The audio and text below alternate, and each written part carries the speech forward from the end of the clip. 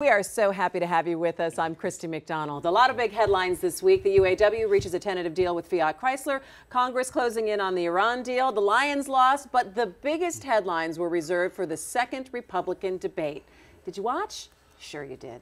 If you're a Republican, you're going to have to pick one of these candidates for president. If you are not a Republican, you still watched because you need to know what the other side is talking about. Plus, let's face it, there's that whole Trump factor. The interesting part is that 6 of these candidates are now heading to Michigan this weekend for the Mackinac Republican Leadership Conference. Michigan Republicans gather like this every 2 years, and the candidates who will be there, you see there on the screen, Jeb Bush, Scott Walker, Ted Cruz, John Kasich, Carly Fiorina, and Rand Paul. So it got us to thinking first about the fallout from the debate last night, how these candidates are shaping the issues in the race, and the connection to Michigan. What kind of Republican Party strength is here? Where's the money? And who will emerge as the favorite among Republicans in the state? So let's get to it with our MiWeek contributors, Nolan Finley of the Detroit News and Stephen Henderson of the Detroit Free Press. Guys, there's nothing better than I like than to watch a Republican debate and to come here on MiWeek and to sit and enjoy talking about it with you guys. A couple thoughts that I had up front in August of the year before. I'm going to keep saying well, we're in September now. We are absolutely, we're actually in September now. It's almost October, for goodness sakes. We're in it. We're in it. We are 6 months away from our primary here in Michigan, so it's time to get We're 3 months away from the first primaries, so this thing's getting serious. 4 months. So this is, all right, October, math genius. November, we'll figure it December. out. September.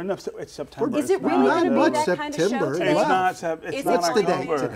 Am I going to have to turn this car around? Hey, all right, kids in the back. All right, so let's get started. The primaries aren't on the 1st. Yeah, get one of these things. By the way, says, I'm feeling like Jake Tapper right now, who is kind of like, hey, does anyone want to comment on this? All right, let's talk really quick about the format of this debate. I think what last night's debate showed us was 11 people on a stage is just too many. Yeah. This is a format that does not work in any way, shape, or form. Remember that mayoral debate? The mayoral debate was like that. Good God. The first governor's debate on Mackinac in 2010 was how many people? It was 7 or 8, right? Yeah. It was still not enough. So that mayoral debate we did was like 16. Yeah, no, and we had to divide it over days, right? So so we can all agree that 11 people on stage is ridiculous, and we can all agree, I believe, that 3 hours is way too long. I watched it because I enjoy watching this, and it's also part of my job. I don't think that you're going to get the general public to hang in there for what is the comment you're going to make? Is it really, I mean, what is happening here today? Let's go. What's your question? All right, well, my question is, what did you get out of the debate? Yeah, you don't get much out of these debates, except for I would say it was a little more substantive than the first debate. You've now had candidates putting out position papers, putting out pretty good policy positions on a number of issues. It wasn't so bombastic. I think, Trump, it was still all about Trump, but not as much as it was the first time around. Yeah, I mean, I think I should say I was giving a speech last night when the debate started, and by the time I got home, we were, I don't know, 2.5 hours into it. So I had to catch up on Twitter and online and see stuff. If you were looking at it that way and going back and seeing what people were talking about, I felt like there was a lot less Donald Trump out there this time than there was the first time. The first time, that was all you saw people talking about. But I would still have to say, though, a third of the questions, though, started off with talking about positions and talking about Trump's position. So the question would be given to the candidate and said, Donald Trump believes this about immigration. Donald Trump believes this about Planned Parenthood. So my argument to that is it was still very Trump-centric, and he still got the most talk time out of all of the candidates. But he's the front runner, and I think that's a typical debate tactic, is you take after the person who you think is in the lead. So that didn't bother. But what I did notice was that other people's ideas, were getting out, at least on social media, in a way that I hadn't seen them before, and that even includes people like Rand Paul, who I thought hit a real chord when he started talking about mass incarceration, overcriminalization, and things like that. I mean, those are issues that we have not had a substantive debate about in presidential politics in a long time. And last night they seemed to be to be open to that. Well, if they couldn't get to some of those domestic issues in 3 hours, then when were you ever going to get to them? Yeah. Who stood out for you, Nolan, last Well, night? you know, it's hard for anybody to really stand out. I mean, there's a couple questions I had. You know, again, it was all about Trump this, Trump that. But over the last couple of weeks, you've had a very strong surge by Ben Carson, and yet he still can't seem to get any respect on that debate stage. The people asking the questions still don't seem to notice him, notice that he's there. I don't really understand the Carson phenomena, but right now he's on Trump's heels, and we were waiting for somebody to rise to challenge Trump. I didn't expect it to be Ben Carson, but that's who it is today, and I would have thought that position would have gotten him more attention, more respect last night. It didn't seem to. I think you had a couple candidates present themselves last night as, you know, mature leaders, people who aren't just going to tell the voters what they want to hear. I'll go specifically on the Iran deal. You know, you had all these people saying, "I'll repeal it. First thing I'll rip it do, up I'll the first tear day I it get into up." office. Well, yeah. that's not going to happen. And you had Jeb Bush, John Kasich saying, "You're not going to rip up an international agreement. We've got, you know, it's a bad deal, but we've got to try to figure out how to make this bad deal work because it's a done deal." And, you know, America may not want to hear that, voters may not want to hear it, but it's the truth. And I think if folks like that, candidates like that, start telling voters the truth, not pandering, it'll set them apart from the Trump and Cruzes and Walkers and whomever else out there who don't seem to have a clue about reality. I do think it was very hard, though, for a lot of the candidates to break through, again, because of the format. I'll continue to rail on that and the number of people who are on stage. I also felt like there would be stretches that you didn't hear from certain candidates for maybe 15, 18 minutes. So then when someone had an opportunity to say something, they tried to be as forceful as possible and tried to get in a couple of random talking points that didn't even have anything to do with the original question. And I think that can be a little problematic. Who stood out to you? I know you did play a little bit of catch up. Well, I mean, I think I did think that Rand Paul did better than I expected him to do, and again set himself apart by talking about some issues that may appeal to voters because they are different than what everyone else is talking about. I actually thought Ben Carson did a good job. I mean, if when he had is a chance to answer right, a if he is selling what you are buying, I think he's a really good articulator of those positions, and I thought he had a good debate. I didn't think Jeb Bush did as well as he could. I think he's still struggling to find that footing that's gonna catapult him ahead of everybody else. And I think it's strange to watch because you're sort of looking at it and thinking, well, that's the guy who's ultimately going to get the nomination. Right. Too prepared. He or trying too hard, I think. Marco Rubio, I suppose. Really, you're down to 2 or 3 people who are, I think, realistic nominees, and they don't seem to be able to sort of separate themselves from the herd, and it's not clear why that's still true. Oh, Carly Fiorina, who didn't make the main stage last time, but impressed in the sort of junior varsity event, continues to give an impressive performance. Her exchange with Trump on leadership, she was unrattled by it. She was forceful. I mean, I think that was a point at which she made him look a little foolish.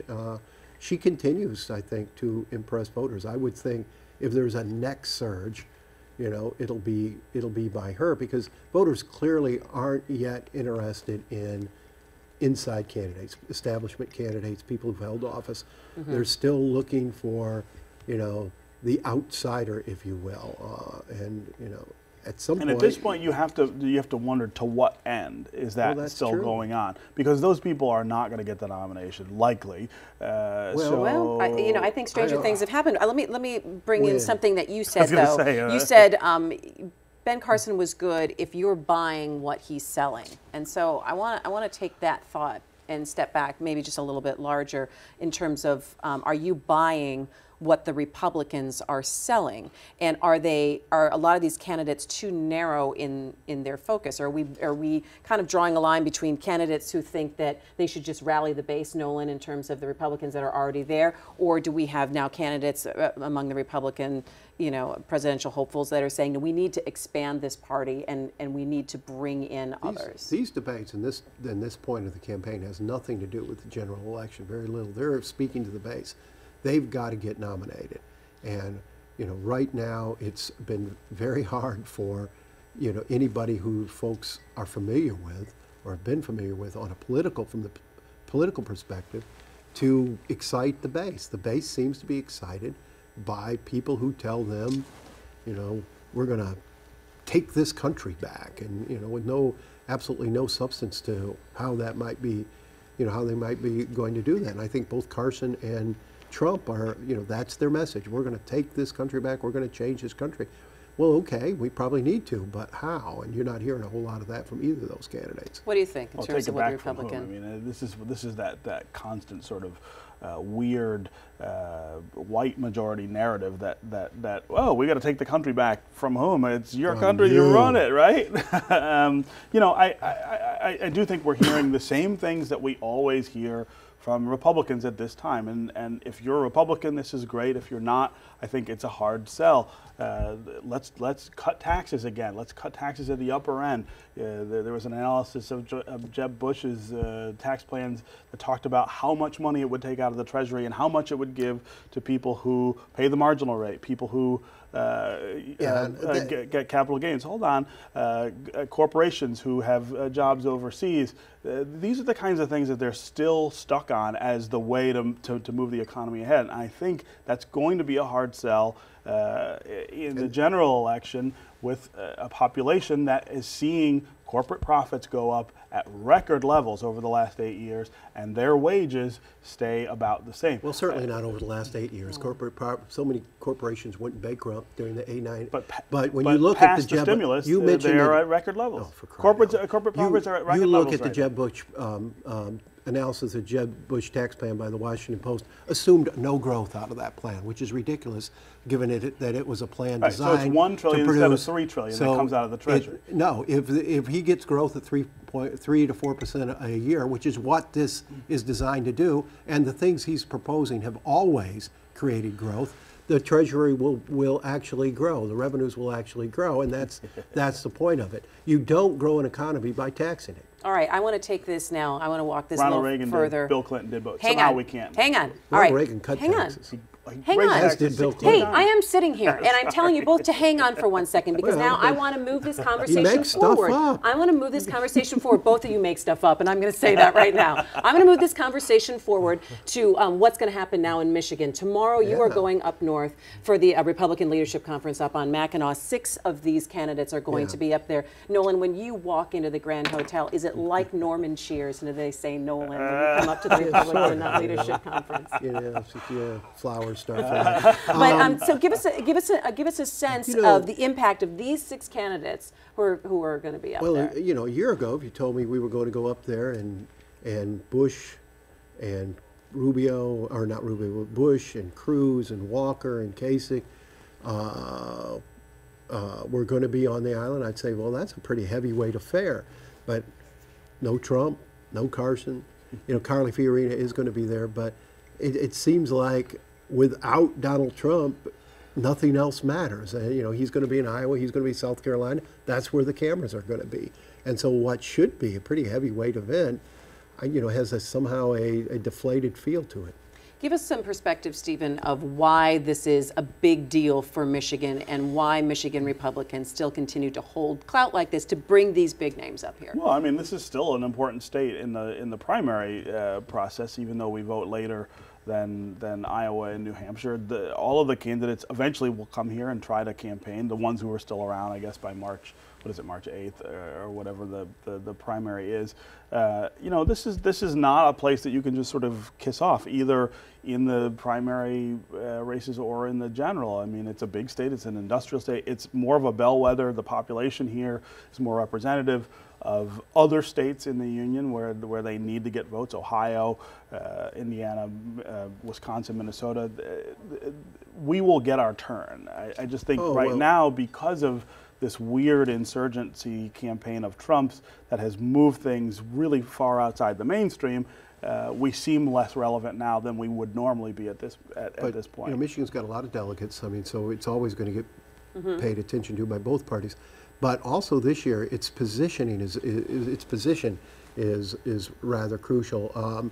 It's March 8th. We had been trying the last couple times to move into February, but up until March 8th, delegates will be awarded proportionally. So if you get 40% of the vote, you get 40% of delegates.